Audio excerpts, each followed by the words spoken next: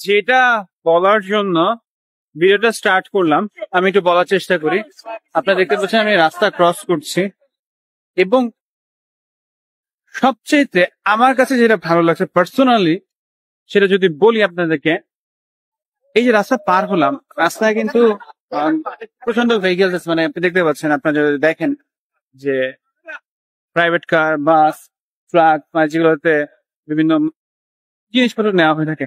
মূল কথায় আসি, মূল কথা হলো যে কোনো হর্ন নেই, লিটারালি কোনো হর্ন বাজাচ্ছে না। আপনি যদি সামনে দিয়ে যান, তার গাড়িটা স্লো করবে, কোনো হর্ন দিবে না, কোনো অস্থিরতা নেই। খুবই এক্সট্রিম না হলে কখনোই আমি মদিনাতে গাড়ি হর্ন শুনিনি। আমি কিন্তু খুব ক্রাউডের মধ্যে আছি, আমি যে পেছন দিকতে দেখে অনেক মানুষ আছে, এবং আমার পেছনে একটা ছোটখাটো বাস আসতেছে, দেখেন, মাইক্রো বাস বলতে পারি।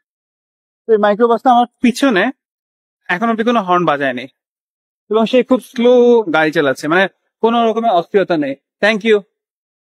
সো বিষয়টা হলো এরকম যে আমরা, মানে আমি পার্সোনালি যেটা চাই যে একটু হর্ন কম বাজালে ভালো হয়। আমার কানে, মানে আমি বলতে মানুষের কানে একটা ধারণ ক্ষমতা আছে, সেই ধারণ ক্ষমতা থেকে বেশি হর্ন বাজালে কিন্তু কানের সমস্যা হয়, এবং আমরা খুব খিটখিটি মেজাজে হয়ে যাই।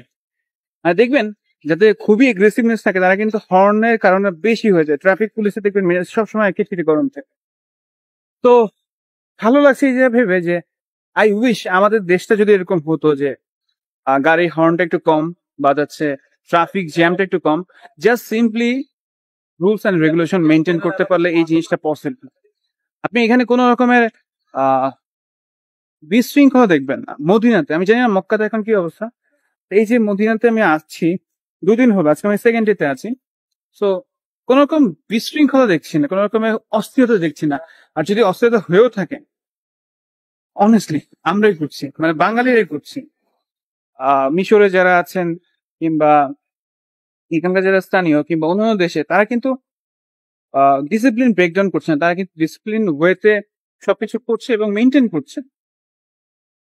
আমাদের বাঙালিতে উচিত আরো একটু ডিসিপ্লিন মেনটেন করে চলা, লাইনটা মেনটেন করা।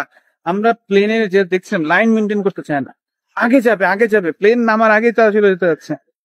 এই জিনিসটা আসলে আমাদের সংশোধনের জায়গা আছে।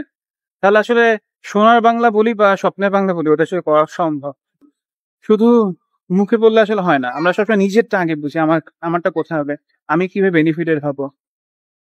ওভারঅল বেনিফিটটা ইম্পর্টেন্ট, এবং খুব ভালো লাগে এরকমটা দেখলে, খুব ভালো লাগে। এবং আমার বিশ্বাস যে কোনো একটা সময় আমরা বাংলাদেশে মানুষরা এরকমটা করতে পারবো, সুন্দর একটা দেশ, খুবই রিসেন্ট একটা দেশ তৈরি করতে পারবো।